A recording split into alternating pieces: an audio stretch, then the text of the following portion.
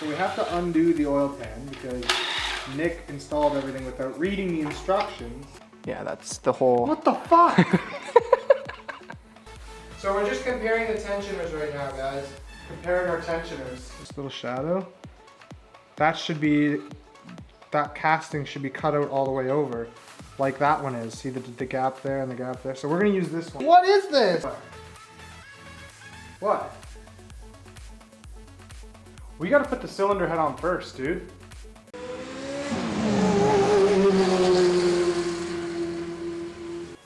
So let's do the head. Do we have to figure out this knoblet first?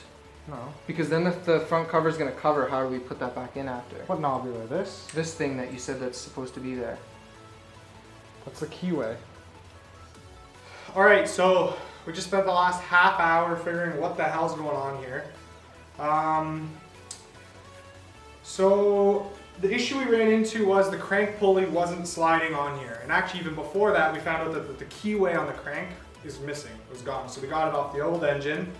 So we have a keyway now, and then we couldn't slide the crank on there, so we had the crank pulley, so we had to sand this guy quite a bit, so it's nice and smooth now. This is nice and smooth, whatever. And another thing we realized too is we can't obviously do anything with the tensioner with the timing cover on. So we need to do the head and the cam, set the timing, and then put our timing cover on. We realize that because, well, I don't know, we're in a rush or whatever. But yeah, so now we're gonna put the head on because it's all cleaned up, ready to go. We got our head gasket over here. Ready to rock. Our gasket of the heads. Head gasket. Yeah. And if you guys want to know exact like kits that I'm using, stuff like that, especially if you're local in Canada, because I know sometimes there's a pain with the conversion and doing a bunch of stuff like that, that you could be pretty much paying double. So if you have any questions regarding that, just shoot that in the comments and I'll let you guys know exactly what I'm using. Seems to work. Seems to look correct. Okay, so that's on there. So guys, before you do anything with the cylinder head, you want to make sure that your block mating surface is clean and not warped, as well as the head. The head we know is good. It's been to the machine shop, so they've done a great job of cleaning that up, and we'll get that on camera as well. And another thing you might want to look into is actually looking at the service manual for the vehicle. We actually are lucky and found a PDF online. If you guys want to know or want the link to that, I'll put it in the description for you guys because it's very helpful when working on these engines and these cars. And we'll go through all the torque specs and everything as it goes on. But now we're going to get the cylinder head, bring it over here, and plop it on top. Alright, so we got our block mated surface clean, our new head gasket relatively in place. It's kind of bending, but we're going to verify everything is good once we have the cylinder head on. I'll hold it in place for you. So here's our freshly machined cylinder head. We're going to have to fish those things up. Fish out a little bit ties through. Okay. Why is there hairs in there? It's like there's pubes in there.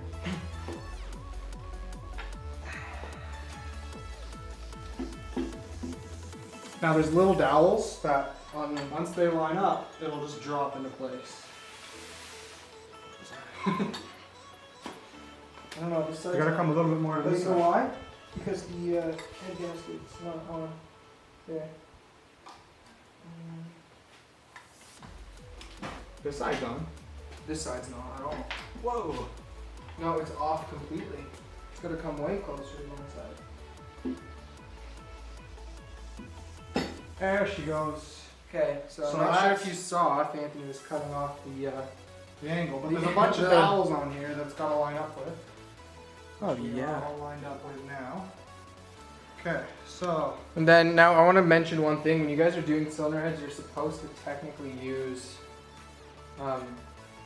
new head bolts, but we're doing it budget style here, so we don't have new ones. We're just reusing the old ones. Yeah, so we're going to reuse the old head bolts, which is fine. You know, normally you're supposed to replace them all the time, but adds about $200 to build. So, and if you're going to reuse the old ones, it's a good idea to keep them in oil. So in oil and Just grab another one. It's not like Subaru. So the Is it bad washers. that there's rusty shit on there? Oh, it's fine. So we're gonna dunk the bolts in some fresh oil. Obviously, if they're extremely corroded, consider replacing them or. These are a little bit corroded. Oh, there's two lengths. Two different sizes. So this one's gotta go on this side because it's shorter. Shorter ones go on the one side, and then the long ones go up where there's this lip. So I'm gonna get an extra shot for you guys so you guys understand what I'm talking about. Just so you guys don't put.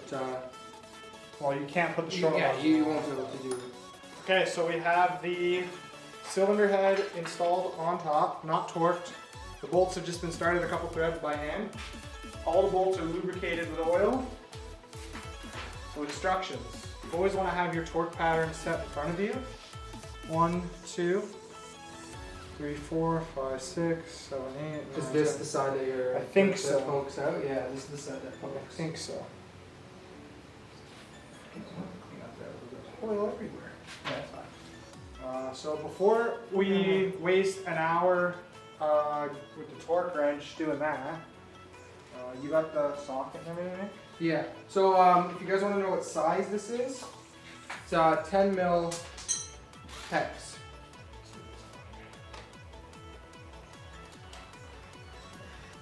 So, this. So we're just gonna, this is not tightening them, we're just gonna literally put them in till the gun stops, very lightly. Like if you don't feel comfortable with this, you can use just a ratchet or the speed handle. the speed handle, yeah. I think I need to see that. Because you still want to do this in the torque pattern even though you're not torquing, because it has to do with the gasket evenly seating to the head The block. and the block. See how the gun's not like doing.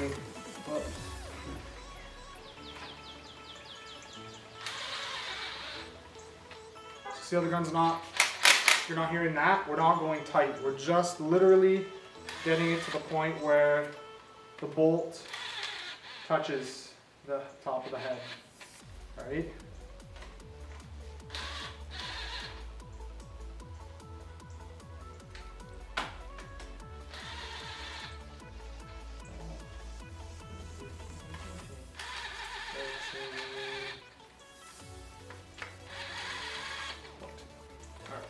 And I don't know if you want to talk about your torque. So this is my torque wrench. It's a digital torque wrench. If you do a lot of engine work or anything that requires torquing things, I recommend having a digital torque wrench. Snap-on makes them, Mac makes them. You know, there's a bunch of different companies making them. So our spec is 29 for our first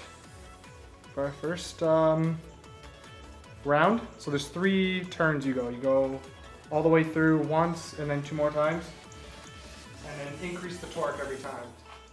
So it's going 29, 43, and then 51 to 61. Yeah. So you want to make sure that it's smooth and you don't feel any Binding. And there's the first one. And it tells you what you would torque it to. So it's a 29.3.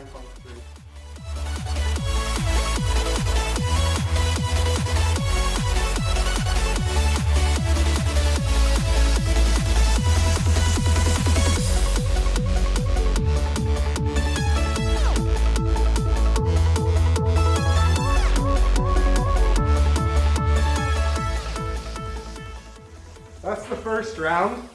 So exact same thing, just different specs. So the next one is 43. So you're not adding 43 foot-pounds to it, you're just bringing the... That's what you're bumping up to. Bumping it up to 33, yeah. 43. Sorry. We'll put all the specs up on the screen.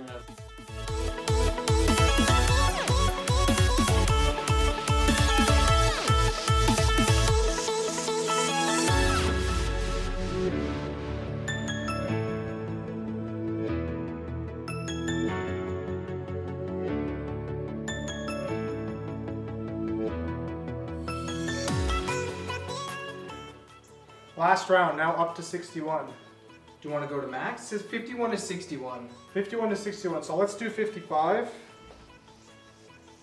and see. And if we don't get any crackling or anything from the bolts, we'll do another round up to 60.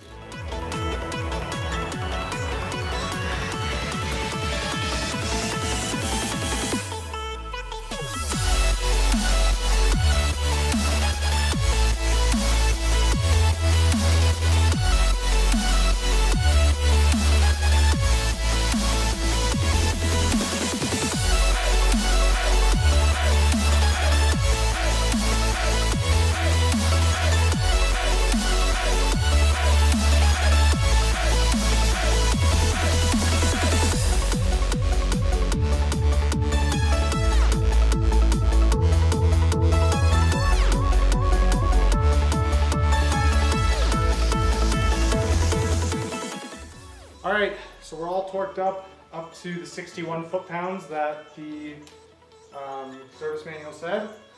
So that's the head officially torqued. So now we're going to get the timing all done.